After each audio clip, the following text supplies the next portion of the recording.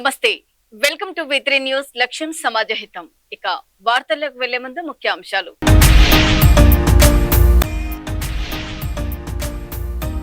తమపై దాడులు బెదిరింపులు చేస్తున్నారని వృద్ధురాలి ఆవేదన మానవ హక్కుల కమిషన్ను ఆశ్రయించిన గౌరీదేవి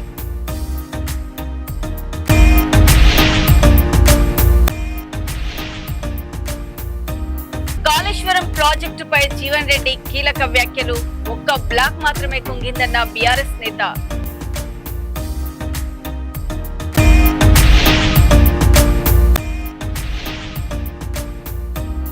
మహబూబాబాద్ లో పీడీఎస్యూ ఆధ్వర్యంలో విద్యార్థులు భారీ ర్యాలీ పెండింగ్ స్కాలర్షిప్లు వెంటనే విడుదల చేయాలని డిమాండ్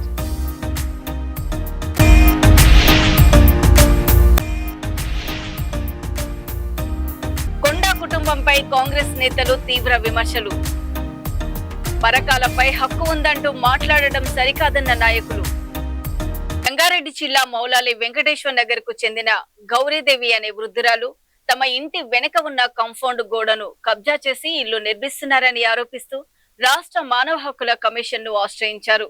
ఈ విషయంపై స్థానిక పోలీసులు మున్సిపల్ అధికారులకు ఫిర్యాదు చేసినప్పటికీ సమస్య పరిష్కారం కాలేదని తెలిపారు. దుర్భాషలు దాడులు చేస్తూ చంపుతామని బెదిరిస్తున్నారని, అట్రాసిటీ కేసులు పెడతానంటూ భయపెడుతున్నారని గౌరీదేవి ఫిర్యాదులో పేర్కొన్నారు. తనను తన భర్తను వేధిస్తున్న వ్యక్తిపై తగిన చర్యలు తీసుకొని న్యాయం చేయాలని మానవ హక్కుల కమిషన్ ను ఆమె కోరారు.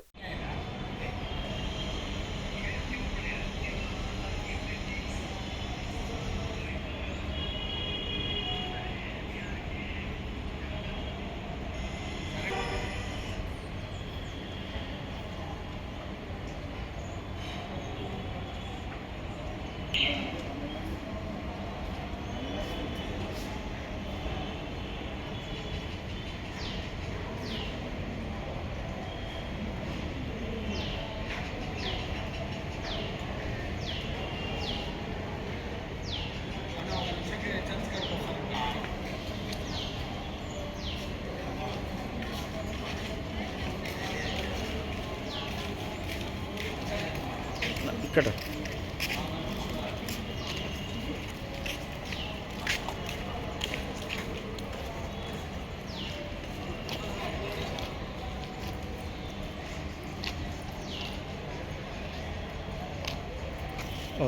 నా పేరు గందె గౌరీదేవి. నేను మౌలాలి తార్నాక్ హౌసింగ్ బోర్డు కల్లా వచ్చాను. Venkateswara Nagar Moula Ali main road.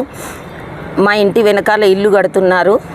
వాళ్ళు కట్టే ముందు మీరు మాకు సహకరించాలి, మీరు హెల్ప్ చేయాలి, మేము గోడ పెట్టుకుంటాం, మా ఇల్లుకు కాంపౌండ్ గ్రిల్స్ వేసుకుంటాం, మీది మాది ఉంది వెనకాల అని చెప్పారు. వాళ్ళ పని 3 ఫ్లోర్లు అవ్వగానే మా గోడ యూజ్ చేసుకుంటే ఈ గోడ మాది అంటుర్రు. మా దాంట్లోకి 3 ఫీట్లు స్లాబు జరిగింది. ఇది కొట్టేయండి అంటే మేము చెయ్యము, ఇది మాదే అంటుండ్రు, దౌర్జన్యం చేస్తుర్రు. ఏమి అన్నా కూడా మేము దళితులము, మీ మీద ఎస్సీ ఎస్టీ కేసు వేస్తాము, మీరేం చెయ్యలేరు, మీరు లోపల పోయి కూర్చోవాలి, ఇది నాదే అంటుండు. నేను స్థానికంగా ఉన్న పెద్ద మనుషులకు, కార్పొరేటర్కి అందరికీ చెప్పిన, ఎవరూ నాకు సహాయం చేయట్లేదు.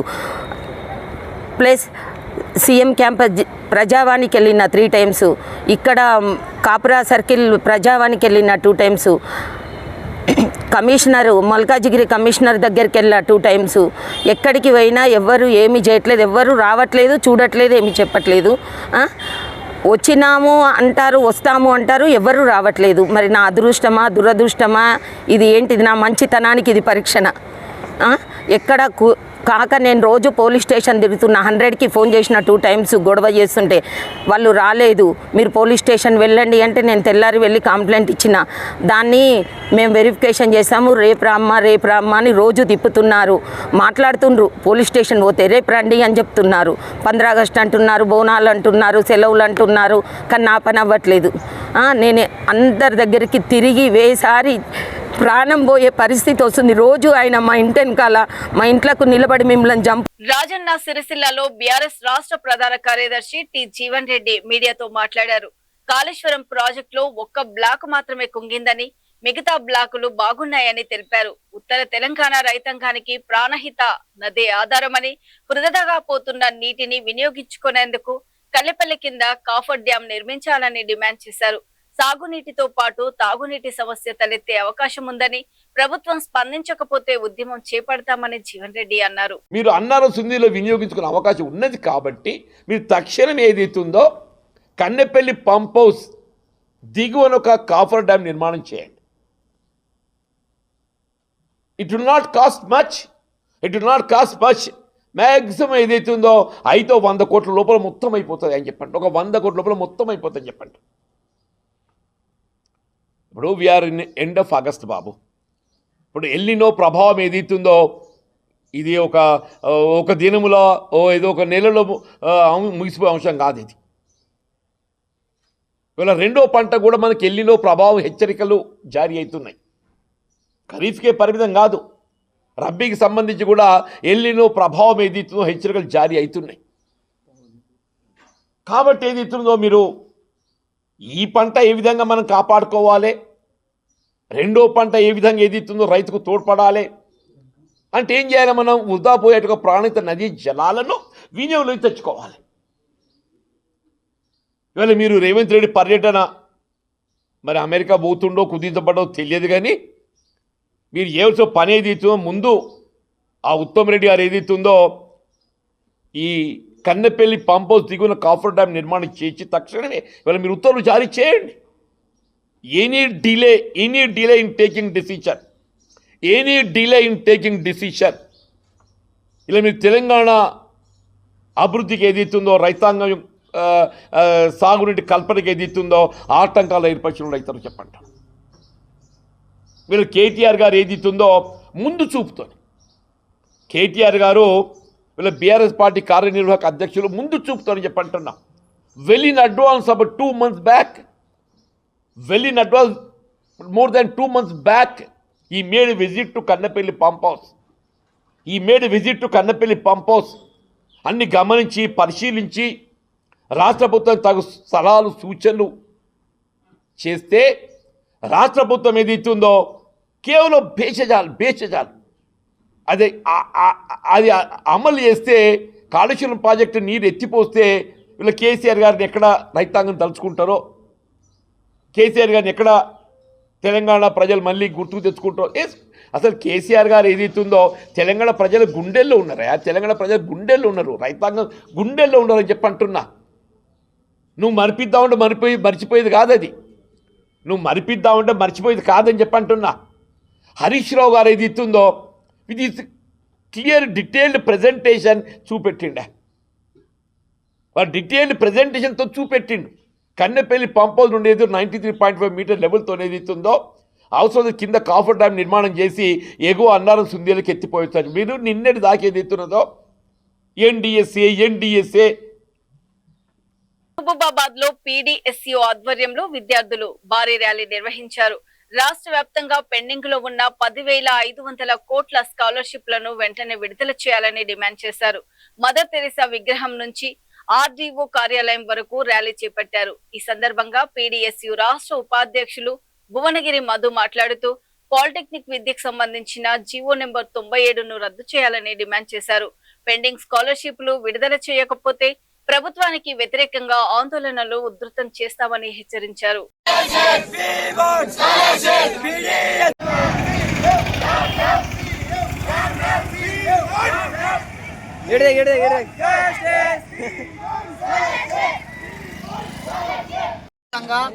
సీఎం రేవంత్ రెడ్డి అధికారంలోకి వచ్చిన తర్వాత విద్యార్థులకు ఒక్క రూపాయి కూడా ఇవ్వకుండా తీవ్ర ఇబ్బందులకు గురి చేశాడు. 2 సంవత్సరాలు అవుతున్నటువంటి సందర్భంలో స్కాలర్షిప్లు ఇవ్వట్లేదు, రియంబర్స్మెంట్ ఇవ్వట్లేదు, కనీస వసతులు కల్పించట్లేదు. ఆఖరికి ఈ యొక్క సామాజిక తెలంగాణ, ప్రజాస్వామిక తెలంగాణలో విద్యార్థుల గొంతులు బట్టి నొక్కేటువంటి పరిపాలన తీసుకొచ్చిండు. విద్యార్థులు స్కాలర్షిప్ అడిగే పరిస్థితి లేదు. ఈ రోజు విద్యార్థులు తమ హక్కుల కోసం మాట్లాడే స్థితి లేదు. ఎక్కడికక్కడికి విద్యార్థులందరినీ కూడా ఈ రోజు చాలా ఇబ్బంది గురి చేస్తుండు. అందుకోసమే పీడీఎస్ తెలంగాణ రాష్ట్ర కార్యవర్గం ఆధ్వర్యంలో ఈ రోజు తెలంగాణ రాష్ట్ర వ్యాప్తంగా అన్ని జిల్లా కేంద్రాలలో విద్యార్థుల మహాప్రదర్శన నిర్వహించడం జరుగుతుంది. ఈ ప్రదర్శన ముఖ్య ఉద్దేశం పెండింగ్ లో ఉన్నటువంటి 10,500 కోట్ల ఫీజు బకాయిలను విడుదల చేయాలని, అదేవిధంగా తెలంగాణ రాష్ట్ర వ్యాప్తంగా ఈ రోజు పాలిటెక్నిక్ విద్యార్థుల గుదిబండగా మారినటువంటి జీవో నెంబర్ 97 రద్దు చేయాలని, పాలిటెక్నిక్ సెట్ సంబంధించిన ఎస్బీ సెట్ ను కొనసాగించాలనేటువంటి డిమాండ్లతోటి ఈ యొక్క ఆందోళన కొనసాగుతున్నది. ఈ ఆందోళనకు ప్రభుత్వం దిగొచ్చి జియో నెంబర్ 97 రద్దు చేసి విద్యార్థుల స్కాలర్షిప్ రియంబర్స్మెంట్ విడుదల చేయాలని చెప్పేసి డిమాండ్ చేస్తున్నాం. లేని పక్షంలో రాష్ట్ర వ్యాప్తంగా ప్రత్యక్షంగా ఎమ్మెల్యేలు ఎంపీలను కూడా ఎక్కడ కూడా తిరగనేయకుండా అడ్డుకుంటామని చెప్పేసి కూడా ఈ సందర్భంగా ప్రభుత్వాన్ని హెచ్చరిస్తున్నాం. నా పేరు భువనగిరి మధు, పీడీఎస్ తెలంగాణ రాష్ట్ర ఉపాధ్యక్షుడు. ఈ డిమాండ్ తోటి తెలంగాణ రాష్ట్ర వ్యాప్తంగా ఇచ్చిన పిలుపులో భాగంగా మహబూబాబాద్ జిల్లాలో మదర్ తెరిసా సెంటర్ నుంచి వివేకానంద సెంటర్ మీదుగా ఆర్టీఓ కార్యాలయం వరకు విద్యార్థి మహాప్రదర్శన నిర్వహించడం జరిగింది. ఈ ప్రదర్శన ముఖ్య ఉద్దేశం తెలంగాణ రాష్ట్ర వ్యాప్తంగా ఉన్నటువంటి ఫీజు రియంబర్స్మెంట్ బకాయిలను 10,500 కోట్లు విడుదల చేయాలి, పాలిటెక్నిక్ విద్యార్థులకు గుదిబండగా ఉన్నటువంటి 97 జీవోను రద్దు చేయాలన్నటువంటి ప్రధాన డిమాండ్లతోటి ఈ ప్రదర్శన కొనసాగింది. వరంగల్ జిల్లా గీసుకొండలో కాంగ్రెస్ నేతలు నిర్వహించిన మీడియా సమావేశంలో మండల పార్టీ అధ్యక్షుడు దాడి శివ మాట్లాడారు. సీఎం రేవంత్ రెడ్డి పరకాల ఎమ్మెల్యే రేవూరి ప్రకాష్ రెడ్డిపై కొండా సుస్మిత పటేల్ చేసిన వ్యాఖ్యలను ఖండించారు. సుస్మితకు కాంగ్రెస్ పార్టీ సభ్యత్వం లేదని, సీఎం ఎమ్మెల్యేపై వ్యాఖ్యలు చేయడం సరికాదని అన్నారు. వెంటనే వారిద్దరికీ బహిరంగ క్షమాపణ చెప్పాలని డిమాండ్ చేశారు. కాంగ్రెస్ నేతలు తుమ్మనపల్లి శ్రీనివాస్, రుద్రప్రసాద్, నగరబోయిన సారంగం తదితరులు కొండా సురేఖ కుటుంబంపై విమర్శలు చేశారు. పరకాల విషయంలో కాంగ్రెస్ పార్టీపై అనవసర వ్యాఖ్యలు చేయకుండా ఉంటే మంచిదని, దమ్ముంటే పరకాల ఎన్నికల్లో పోటీ చేయాలని సవాల్ చేశారు. గతంలో వంచనగిరి పిఎస్సిఎస్ చైర్మన్ గా కూడా చేశారు మీరు. అప్పుడు మిమ్మల్ని చైర్మన్ గా చేసింది ఎవరు? కాంగ్రెస్ పార్టీ కాదా అని మిమ్మల్ని ఈరోజు అడుగుతున్నాను. అలాగే 2018 ఎన్నికలలో మీరు ఇక్కడ పరకాల నుంచి పోటీ చేశారు. అప్పుడు మీరు 2014లో తూర్పు నియోజకవర్గం నుంచి పోటీ చేసినాక మీకు 2018లో తూర్పు నుంచి కేసీఆర్ గారు మీకు టికెట్ ఇవ్వకుంటే మీరు 2018లో పరకాల నుంచి పోటీ చేశారు. పరకాల నుంచి పోటీ చేసి మీరు ఓడిపోయారు. ఓడిపోయినాక ఏ రోజైనా మా పరకాల కార్యకర్తలను, గీసుకొండ మండల కార్యకర్తలను ఏ రోజైనా మీరు పట్టించుకున్నారా? మళ్ళీ మీరు ఎక్కడికి వెళ్ళారు? మళ్ళీ తూర్పులోకి వెళ్ళారు. మరి కనీసం మా పరకాల కార్యకర్తలను, నాయకులను కానీ ఎవరికైనా చెప్పి నేను తూర్పుకి వెళ్తున్నాను ఎవరికైనా చెప్పి వెళ్ళారా? మీరు నట్టేట ముంచి మమ్మల్ని అందరినీ ఆగం చేసి చెప్పా పెట్టకుండా మీరు తూర్పు నియోజకవర్గానికి వెళ్ళారు. వెళ్ళి ఏమన్నారు? మీరు ప్రతి సభలో ఏమన్నారు? పరకాల ప్రాంతానికి వెళ్ళి నేను తప్పు చేశాను, పరకాల ప్రజలు మమ్మల్ని మోసం చేశారు, అనవసరంగా వెళ్ళి నేను పరకాలకు వెళ్ళి పోటీ చేశాను, ఆ తప్పును సరిదిద్దుకోనికి ఈరోజు మేము తూర్పులో వచ్చి మళ్ళీ పోటీ చేస్తున్నామని మీరు ఎన్నో సభలలో మీ తల్లి గారు, మీ తండ్రి గారు కానీ మీరు కానీ ఎన్నో సభలలో అన్నారు. అని మీరు తూర్పు నుంచి పోటీ చేసి 2023లో మీరు తూర్పు నుంచి పోటీ చేసి గెలిచారు. 15 రోజులలో ఇక్కడ ఎవరు లేకున్నా కూడా 15 రోజులలో కేవలం 15 రోజులలో రేవూరి ప్రకాష్ రెడ్డి గారికి పార్టీ టికెట్ ఇస్తే మేము అందరం కలిసికట్టుగా ఇక్కడ పార్టీ బలంగా ఉంది కాబట్టి 15 రోజులనే రేవూరి ప్రకాష్ రెడ్డి గారిని మేము గెలిపించుకున్నాము. ప్రకాష్ రెడ్డి గారు గెలిచిన కాంచి పరకాలలో పలు అభివృద్ధి కార్యక్రమాలు చేస్తూ పార్టీని ముందుకు నడిపించుకుంటూ కార్యకర్తలను కంటికి రెప్పలా కాపాడుకుంటూ ఈరోజు ప్రకాష్ రెడ్డి గారు ముందుకెళ్తూ మొన్నటి సభలో ఏమన్నారంటే మా అక్క పోటీ చేసింది, నేను పట్టించుకునే నాదులు లేడు, ఇక్కడ పట్టించుకునే నాదులు లేదు, చెప్పకుండా పోయినావు. మా పరిస్థితి ఏంది? నువ్వు మారినట్టు మేము మారలే, మీ నిగాసంగా ఉన్నావు. ఇక్కడ కాంగ్రెస్ పార్టీని పట్టుకొని ఏదో ఒక రోజు కన్నతల్లని కాంగ్రెస్ పార్టీ ఎప్పుడో రోజు మాకు అవకాశాలు వస్తాయి, రాబోయే రోజులకు అవకాశాలు వస్తాయని మేము ఉన్నాం. ఇక్కడ నువ్వు వచ్చి ఏదో సినిమా డైలాగ్ కొట్టినట్టు కొట్టి నువ్వు పోయి నీ వెనుకున్న ఇప్పుడు వాళ్ళందరూ ఏందనుకున్నావు? మొత్తం టీఆర్ఎస్ బ్యాచ్ చెప్తున్నా కదా. ఏ రోజు కానీ నీ వెనుక ఉంటే నీ వెనుక ఉండరు. ఏ రోజు మళ్ళీ చల్లాధర్మారెడ్డి వెనకాల పోయేటోళ్ళే వాళ్ళందరూ. మీరు అనుకుంటున్నారు ఏవో, మీరు చెప్పగానే వాళ్ళు సపోర్ట్లు కొడతారు, కానీ ఆ సపోర్ట్లు చాలామంది ధర్మారెడ్డిగా వినబడతాయి తప్ప మీకు వినబడే. ఇంకొకసారి మా ఎమ్మెల్యే గారికి, మా ముఖ్యమంత్రి గారికి, మా ప్రభుత్వం మీద మీరేమైనా ఉచిత వ్యాఖ్యలు చేస్తే ఊరుకునే లేదు. ఖచ్చితంగా అధిష్టానానికి మా గీసుకొండ మండలం తరఫున వాళ్ళ పుచ్చిన గడ్డ అంటున్నారు, ఈ గడ్డ నుంచి చెప్తున్నాం. అధిష్టానం దయచేసి అధిష్టానం ఖచ్చితంగా మీకు పిసిసి అధ్యక్షులను కలుస్తాం. ఏదో ఒక యాక్షన్ తీసుకోవాల్సిందే, ఖచ్చితంగా వాళ్ళకు పార్టీ నుంచి సస్పెండ్ చేయాల్సిందే మాకు తీసుకున్న మండల పార్టీ తరఫున మేము కోరుతున్నాం. ఈ సమావేశం అందరికీ మీకు ప్రత్యేకమైన ధన్యవాదాలు. నారాయణఖేడ్లో బాలాజీ అనురాధ హాస్పిటల్ ని వైద్య ఆరోగ్య శాఖ మంత్రి దామోదర్ రాజనరసింహ ప్రారంభించారు. కార్యక్రమంలో ఎంపీ సురేష్ కుమార్ షెట్కర్, ఎమ్మెల్యేలు తోట లక్ష్మి, కాంతారావు, మదన్ మోహన్ రావు, సంజీవారెడ్డి, కలెక్టర్ ప్రతీక్ జైన్, ఎస్పీ పారితోష్ పంకజ్ తదితరులు పాల్గొన్నారు. గ్రామీణ ప్రజలకు నాణ్యమైన వైద్య సేవలు అందుబాటులోకి తీసుకురావాలని మంత్రి సూచించారు. ఆధునిక వైద్య పరికరాలు, నిపుణులైన వైద్యులతో అందుబాటు ధరల్లో సేవలు అందించాలని ఆసుపత్రి యాజమాన్యాన్ని కోరారు. ఆసుపత్రిలో అత్యాధునిక వైద్య సేవలు, అత్యవసర చికిత్సలు అందుబాటులో ఉంటాయని నిర్వాహకులు తెలిపారు.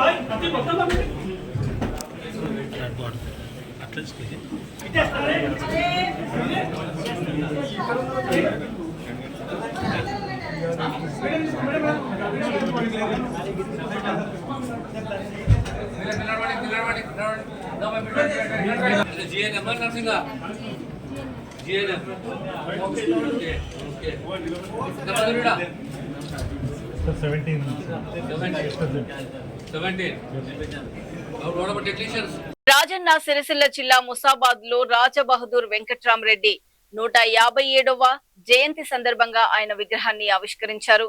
మాజీ ఎమ్మెల్యే తాడిపత్రి జీవన్ రెడ్డి, మాజీ ఎమ్మెల్యే ఉచ్చిడి మోహన్ రెడ్డి, కాంగ్రెస్ నియోజకవర్గ ఇన్ఛార్జ్ కేకే మహేందర్ రెడ్డి తదితరులు కార్యక్రమానికి హాజరై నివాళులర్పించారు. రాజబహదూర్ వెంకట్రామరెడ్డి పరిపాలన, విద్యా అభివృద్ధి, ప్రజాసేవకు విశేషంగా కృషి చేశారని నేతలు కొనియాడారు. ముఖ్యంగా బాలికల విద్యకు ప్రాధాన్యమిచ్చారని, విద్యార్థుల కోసం రెడ్డి హాస్టల్ ఏర్పాట్లో కీలకంగా వ్యవహరించారని గుర్తు చేశారు. అనంతరం ముఖ్య అతిథులను శాలువలతో సత్కరించారు.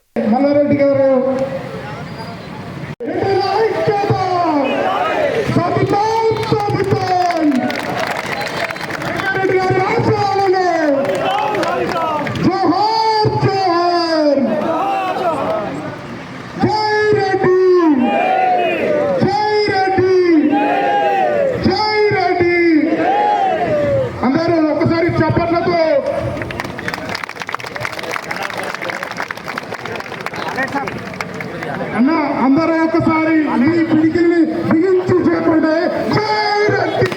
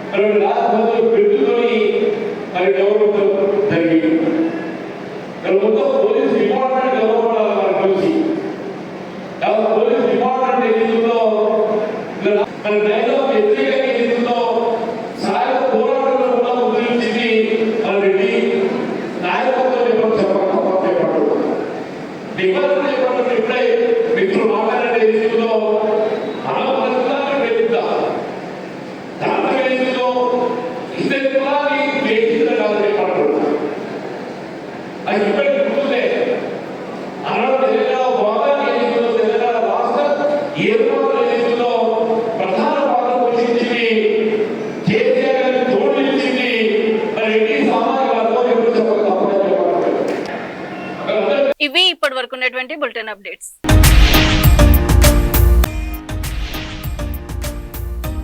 తమపై దాడులు బెదిరింపులు చేస్తున్నారని వృద్ధురాలి ఆవేదన. మానవ హక్కుల కమిషన్ ను ఆశ్రయించిన గౌరీదేవి.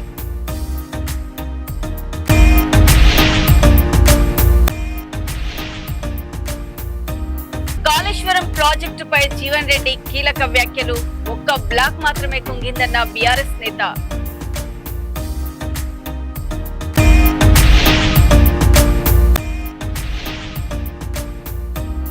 మహబూబాబాద్ లో పీడీఎస్యూ ఆధ్వర్యంలో విద్యార్థులు భారీ ర్యాలీ. పెండింగ్ స్కాలర్షిప్లు వెంటనే విడుదల చేయాలనే డిమాండ్.